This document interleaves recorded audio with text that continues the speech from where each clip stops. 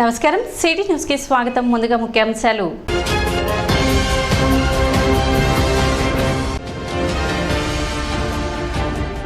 June 4వ తేదీన జరిగే ఎన్నికల కౌంటింగ్ ప్రక్రియకు అల్లర్లు జరగకుండా ముందస్తు చర్యలు డీఎస్పీ రమేష్ బాబు వెల్లడి.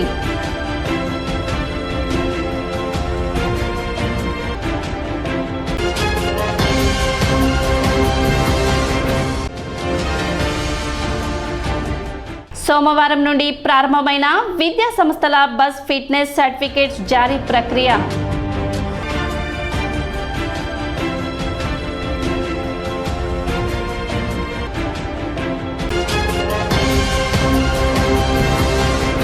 జూన్ 1వ తేదీన హనుమాన్ జయంతి సందర్భంగా పట్టణంలో శోభాయాత్ర నిర్వహించనున్నారు. ఈ సందర్భంగా సోమవారం ఏర్పాటు చేసిన విలేకరుల సమావేశంలో శోభాయాత్రకు సంబంధించిన కరపత్రాన్ని ఆవిష్కరించారు. ఆ రోజు సాయంత్రం 4 గంటలకు సుల్తానాబాద్ హనుమాన్ దేవస్థానం నుండి బయలుదేరి ప్రకాశం రోడ్ రజక చెరువు వద్ద గల హనుమాన్ టెంపుల్ గోవర్ధన స్వామివారి దేవస్థానం, శివాజీ చౌక్లోని కాళీమాత అమ్మవారి గుడి నుండి గాంధీ చౌక్ మీదుగా బోస్ రోడ్లోని చిట్టాంజనేయ స్వామివారి దేవస్థానం వరకు శోభయాత్ర ఉంటుందని తెలిపారు. ఈ శోభాయాత్రలో ప్రతి ఒక్కరూ పాల్గొని విజయవంతం చేయాలని కోరారు. హనుమంతుల వారు ఏ విధంగా అయితే ప్రపంచాన్ని 4 పాదాల మీద నడిపించాలనుకుంటున్నారో అటువంటి మార్గదర్శి అయినటువంటి హనుమంతుల వారి ఇప్పుడు ఆయన బాటలో మనం నడుస్తూ అదేవిధంగా రేపు జరగబోయేటటువంటి శనివారం జూన్ 1వ తారీఖున చెంచుపేట హనుమంతుల వారు ఏదైతే ఉందో ఎక్కడ సుల్తానాబాద్లో ఉన్నటువంటి హనుమంతుల వారి గుడి దగ్గర నుంచి మొదలుకొని అదేవిధంగా మార్కెట్టు, అదేవిధంగా ఏఎస్ఎన్ కాలేజీ రోడ్డు, అలాగే మన చిట్టాంజనేయ స్వామి గుడి వద్దకు ఈ కార్యక్రమాన్ని జయప్రదం చేయవలసిందిగా ప్రతి ఒక్కరూ కూడా ఈ కార్యక్రమంలో పాల్గొని అందరూ మంచి ఈ హిందుత్వాన్ని కొడనాడాలని చెప్పని కోరుకుంటూ కార్యక్రమంలో శ్రీ హనుమాన్ శోభాయాత్ర కమిటీ సభ్యులు వేమ సురేష్ బాబు, కొల్లా గురునాథ్ గుప్తా, కోలా వాసు, నల్లగొర్ల నాగేశ్వరరావు, కనుమర్లపూడి సుబ్రహ్మణ్యం, మంచాల రామకృష్ణ, మాదల పూర్ణ, రామాంజనేయులు, నల్లగొర్ల నాగేశ్వరరావు, గాది హనుమారెడ్డి, పెదలంక వెంకటేశ్వరరావు, బోడపాటి ఆదిత్య, సనగపల్లి నాగేశ్వరరావు, ప్రభాకర్ రెడ్డి తదితరులు పాల్గొన్నారు. శ్రీ హనుమాన్ శోభయాత్ర కమిటీ వారిచే ప్రతి సంవత్సరం నిర్వహిస్తున్నటువంటి బైక్ ర్యాలీ కార్యక్రమాన్ని ఈ నెల జూన్ నెల శనివారం సుల్తానాబాద్లో ఆంజనేయ స్వామి గుడి దగ్గర నుంచి చిట్టాంజనేయ స్వామి వారి ఆలయం వరకు జరుగును. మరి ఈ కార్యక్రమానికి ప్రతి ఒక్క హిందూ కుటుంబం, హిందూ బంధువులు, అలాగే మన శ్రీరాముల చంద్రు వారి భక్తులు అందరూ వచ్చి ఈ బైక్ ర్యాలీని విజయవంతం చేయవలసిందిగా కోరుచున్నాను. రేపు జరగబో జూన్ 1వ తారీఖు హనుమాన్ జయంతి సందర్భంగా మన సుల్తానాబాద్ నుండి చిట్టాంజనేయ స్వామి వరకు జరిగే బైక్ ర్యాలీని జయప్రదం చేయవలసిందిగా మన హిందూ బంధువులందరినీ కోరుచున్నాం. జై శ్రీరామ్. పట్టణ నాజర్పేటలోని అనుగోలు వారి వీధిలో వేంచేసి ఉన్న శ్రీ పాండురంగ స్వామి దేవస్థానం 84వ వార్షిక మహోత్సవాలు 2వ రోజు వైభవంగా జరిగాయి. 19వ తేదీ నుండి 23వ తేదీ వరకు జరిగే ఈ వార్షిక మహోత్సవాల్లో భాగంగా 2వ రోజు స్వామివారికి పంచామృత అభిషేకాలు, విష్ణు సహస్రనామ పూజ అత్యంత వైభవంగా నిర్వహించారు. అనంతరం భక్తులకు తీర్థప్రసాద వితరణ చేశారు. Kalyani Kuchipudi arts academy doctor చెల్ల బాలత్రిపుర సుందరి శిష్యురాలు వల్లూరి వరలక్ష్మి శిష్య బృందం కూచిపూడి నృత్య ప్రదర్శన నిర్వహించారు. భక్తులు విశేష సంఖ్యలో పాల్గొన్నారు.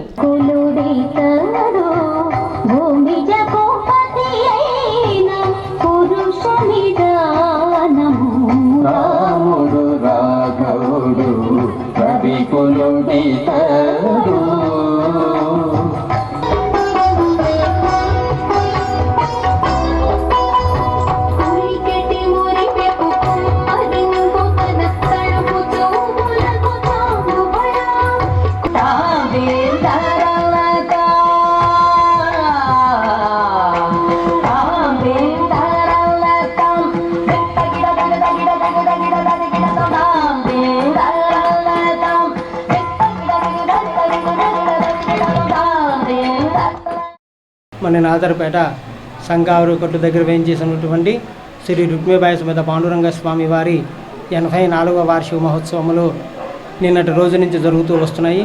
వాళ్ళు 2వ రోజుకు వచ్చాము. ఉదయ కార్యక్రమం పూర్తయి సాయంత్రం కూడా Shri Kalyani Kuchipudi arts academy doctor Challa Balatripura Sundari గారి శిష్య బృందముచే భరతనాట్య కార్యక్రమం ఏర్పాటు చేయడం జరిగింది. మరి అట్లాగే ఈ 4 రోజులు కూడా అనేక ఆధ్యాత్మిక కార్యక్రమాలు ఏర్పాటు చేయడం జరిగింది. కావున భక్తులందరూ కూడా ఈ 4 రోజులు జరుగు కార్యక్రమాలలో పాల్గొని స్వామివారి దర్శించి తీర్థప్రసాదం స్వీకరించవలసిందిగా కోరుతున్నాము. 22వ తారీఖు నరసింహస్వామి జయంతి సందర్భంగా రుక్మిణీ కళ్యాణము, 23వ తారీఖు వైశాఖ పౌర్ణమి సందర్భంగా సత్యనారాయణ స్వామి వారి వ్రతము, 24వ తారీఖు శుక్రవారం అన్నదాన కార్యక్రమం చేయడం జరిగింది. కాబట్టి ఈ 4 రోజులు జరుగు కార్యక్రమంలో భక్తులందరూ పాల్గొని స్వామివారి దర్శించి తీర్థప్రసాదాలు స్వీకరించవలసిగా కోరుతున్నాము. 84వ వార్షికోత్సవాల సందర్భంగా శ్రీ రుక్మిణీ సమేత పాండురంగ స్వామి వారి దేవస్థానములో 2వ రోజున శ్రీ కళ్యాణి కూచిపూడి ఆర్ట్స్ అకాడమీ తెనాలి వారిచే కూచిపూడి సంప్రదాయ నృత్య ప్రదర్శన ఇవాళ ఇక్కడ జరగడం జరుగుతోంది. గత 15 సంవత్సరాలుగా ఈ అకాడమీలో అనేక మంది శిష్య ప్రశిష్యులచే కూచిపూడి సంప్రదాయ నృత్య ప్రదర్శనలు జరుగుతున్నవి.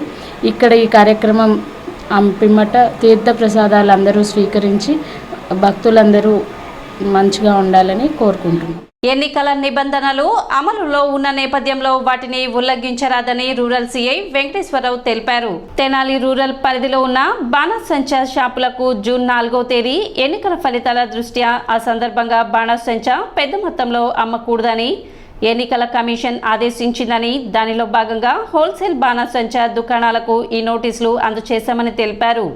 జూన్ 4వ తేదీ పోలీసులు అనుమతి లేకుండా ఎవరూ ర్యాలీలు, ఇతర కార్యక్రమాలు నిర్వహించకూడదని, పెట్రోల్ బంకుల వారు పెట్రోల్, డీజిల్ను క్యాన్లో, బాటిల్లో అమ్మకూడదని ఆయన సూచించారు. ప్రస్తుత ఎలక్షన్లు జరిగిన తరుణంలో అన్ని రకాలుగా ర్యాలీలు, మీటింగులు, రాజకీయ సంబంధించిన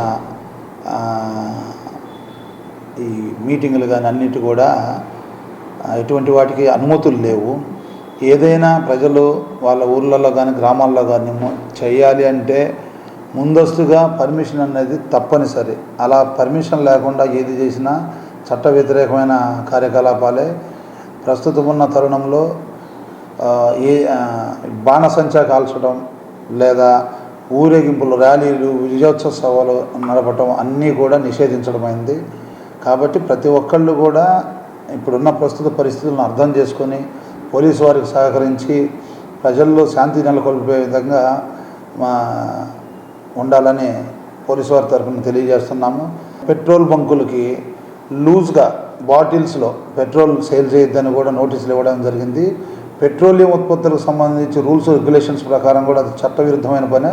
కాబట్టి దాని ప్రకారం వాళ్ళకు కూడా నోటీసులు ఇవ్వడం జరిగింది. కాబట్టి వాళ్ళు కూడా ఈ విషయాన్ని సున్నితంగా అర్థం చేసుకొని ఎవరిని కూడా అలా ఎంటీ బాటిల్స్లో నింపి పంపడం, క్యాన్స్లో పంపడం కూడా చేయొద్దు. అలా చేస్తే తగిన సెక్షన్ల కింద వాళ్ళ మీద కూడా కేసులు నమోదు చేసి చట్టపరమైన చర్యలు తీసుకోవడం జరుగుతుంది. బాణాసంచా విక్రేతలు వాళ్ళు బల్క్లో సేల్ చేసేటప్పుడు ఖచ్చితంగా పోలీసు వారికి తెలియజేయాల్సిందిగా మనవి. అంటే ప్రస్తుతం ఉన్న పరిస్థితుల్లో రాజకీయ సెన్సిటివిటీ అర్థం చేసుకొని ఒక రీజన్ చెప్పి ఇంకొక రీజన్కు వాడే ప్రమాదం ఉంది. కాబట్టి అది ఏదైనా కూడా చట్టానికి లోబడి ముందుగా పోలీసు వారికి తెలియజేసి వారు ఏదైనా చేసుకోవాల్సిందిగా తెలియజేయడం జరిగింది. విద్యా సంస్థల బస్ ఫిట్నెస్ సర్టిఫికేట్లపై రవాణా శాఖ అధికారులు దృష్టి సారించారు. సోమవారం నుంచి రవాణా శాఖ అధికారులు బస్సుల ఫిట్నెస్ సర్టిఫికేట్ల జారీకి చర్యలు చేపట్టారు. ఇందులో భాగంగా తెనాలి రవాణా శాఖ అధికారులు సుల్తానాబాద్లోని మార్కెట్ యార్డ్లో బస్సులకు ఫిట్నెస్ పరీక్షలు నిర్వహించారు. ఈ సందర్భంగా ఆర్టీఓ రాఘవరావు మాట్లాడుతూ ఈ నెల 15తో గడువు ముగియడంతో బస్సుల ఫిట్నెస్ పై ప్రత్యేక దృష్టి సారించినట్లు తెలిపారు. ప్రతి ఒక్క పాఠశాల, కళాశాల యజమానులు తప్పకుండా ఎఫ్సీ పొందాల్సిన అవసరం ఉందని, అనుమతులు లేకుండా బస్సులు రోడ్డెక్కితే కఠిన చర్యలు తీసుకుంటామని, ఎఫ్సీలు తీసుకున్న అనంతరం తనిఖీలు నిర్వహిస్తామని, ఏ ఒక్క నిబంధనను విస్మరించినా కేసుల నమోదుతో పాటు వాహనాలు సీజ్ చేస్తామని రాఘవరావు హెచ్చరించారు. జూన్ 10వ తేదీ వరకు ఫిట్నెస్ సర్టిఫికేట్ల జారీ ప్రక్రియ ఉంటుందని తెలిపారు. స్కూలు మరియు కాలేజ్ బస్సుల ఫిట్నెస్ టెస్టింగ్ ఈ రోజు నుంచి స్టార్ట్ చేయడం జరిగింది. మన తెనాలి రవాణా శాఖ పరిధిలో ఈ 5 మండలాలు మొత్తం మీద 5 మండలాలలో మొత్తం 350 వరకు బస్సులు ఉన్నాయి. రోజుకి కనీసం 20 నుంచి 30 బస్సులు వస్తున్నాయి. ఈ రోజు నుంచి స్టార్ట్ చేయడం జరిగింది. మొత్తం ఏపీఎంవి రూల్ 185G ప్రకారం మొత్తంగా 32 నిబంధనలు ఉన్నాయి. అవన్నీ కూడా ప్రతి బస్సుకి అన్ని నిబంధనలు ఉన్నాయా లేవా అని మేము టెస్ట్ చేయడం